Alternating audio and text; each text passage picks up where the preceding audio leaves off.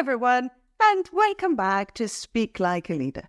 Today, we are talking about something that's a bit uncomfortable but super important. Managing aggressive behavior at work, especially when English isn't your first language. Now, here's the thing. Most people don't like conflict, myself included. It's awkward, it's stressful, and let's be real, it's worse when you're navigating it in a foreign language. So you want to say the right thing, you want to sound professional, but when someone's coming at you aggressively, that's easier said than done, isn't it? A lot of you might find yourself thinking, what do I say? How do I say it without making things worse? Now, maybe you have experienced situations where someone's being rude or outright aggressive, and you just walked away, feeling frustrated because you couldn't find the right words in English. That's a really tough spot to be in, and I don't want you to be in that spot ever again. So we're going to work through all of that here together today.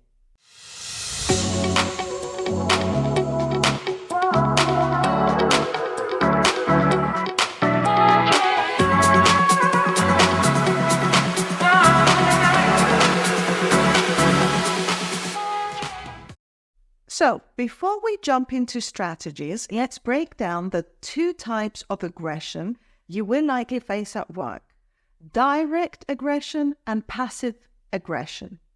Let's start with direct aggression. This is the type where we're all more familiar with. Someone is openly aggressive, openly hostile. Maybe they're raising their voice, making negative comments, or just being outright disrespectful in front of others. Now, in a work environment, this can feel like a direct attack on your competence or your professionalism. The challenge here is staying calm and keeping your response professional. But let's not forget about passive aggression as well. This one is harder to catch because it's indirect aggression.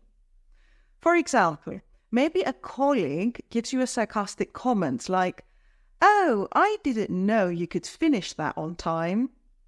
Or they leave you out of important meetings but pretend it was a mistake, it was an accident. Now, it's subtle, but it creates tension and makes the work environment very toxic. Why do we need to address both of these types of aggression? Because both types of aggression can affect your performance, which is very important, and equally important, your mental well-being. And if you're not confident in your English, it's even harder to respond effectively in these situations.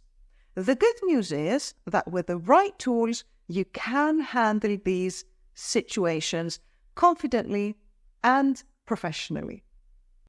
Let's now take a moment to acknowledge an extra layer of difficulty that comes with dealing with aggression in a language that's not your first. If English isn't your native language, managing aggression at work can feel like you're trying to solve a puzzle with missing pieces everywhere. Think about it. If your brain is already working overtime just to process what is being said, and now you also have to react in real time, find the right words, control your emotions, and keep it professional all at once, well, maybe you've experienced that freeze where you're thinking, how do I say this in English, especially when you're upset? Or even worse, you say nothing, you stay silent because you don't feel confident enough to express yourself clearly.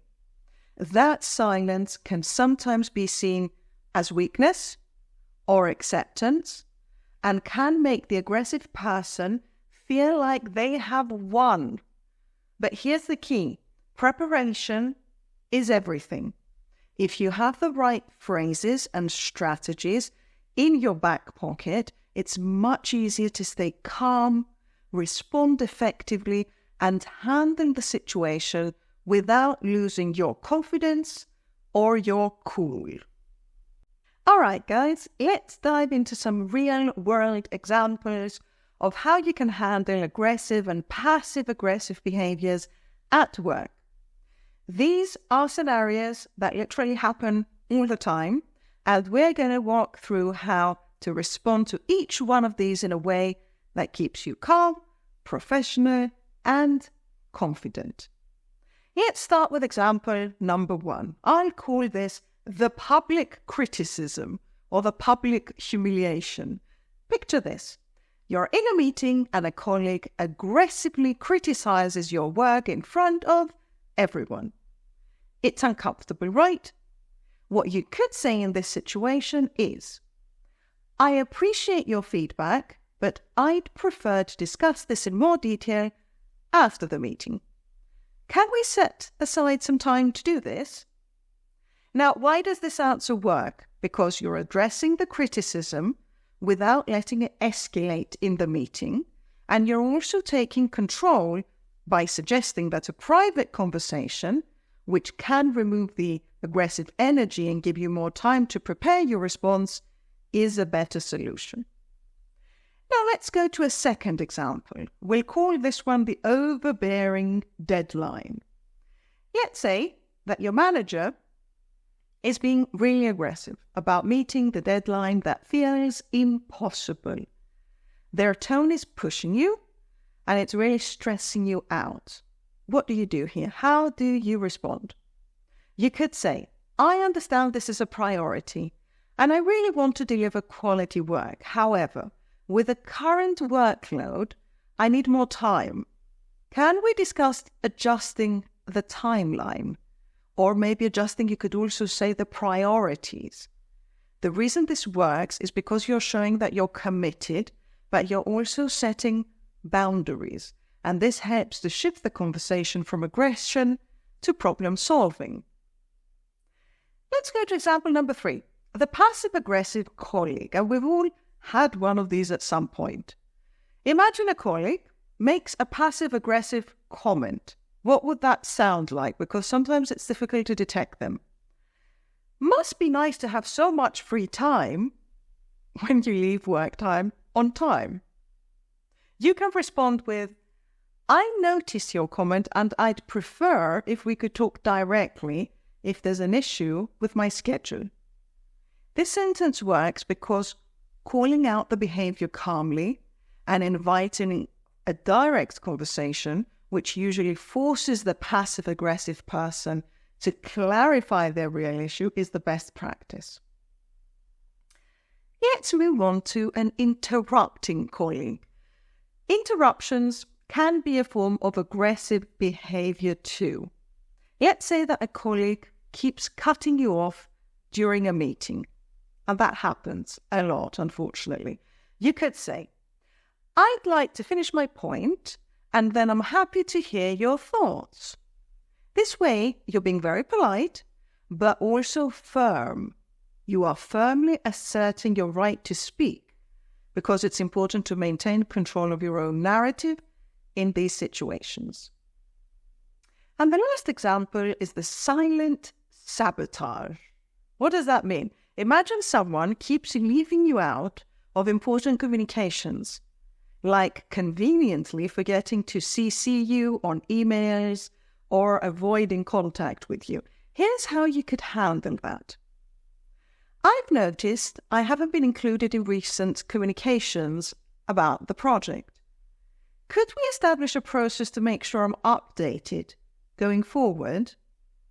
By saying this, you are addressing the behavior in a non-accusatory way. You're not accusing them. And you're suggesting a solution that puts the responsibility of them to improve the situation. Now that you've got some specific phrases and examples, let's talk about deeper strategies that we can use when aggression becomes really difficult to deal with. And this goes beyond words beyond even English when situations are escalating. Sometimes the best way to manage aggression is not to confront it directly with words, but to change the way in which you're engaging with the person or the situation. Let's take a look at 3 very powerful strategies to achieve conflict resolution that don't include actual conflict. Now, the first strategy is just walking away, the power of walking away. Sometimes walking away from a conflict is the most powerful move you can make. It doesn't mean you're avoiding the problem.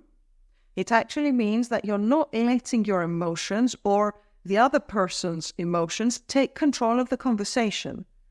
If someone is being unreasonably aggressive, say something like this: I think we both need a moment to cool down. Let's revisit this when we can have a more productive conversation. Okay, that's very firm.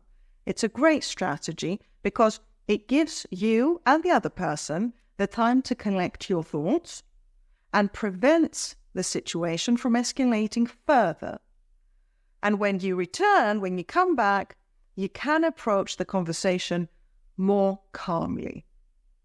Let's move on to strategy number 2. And this is all about changing environment, changing scenery.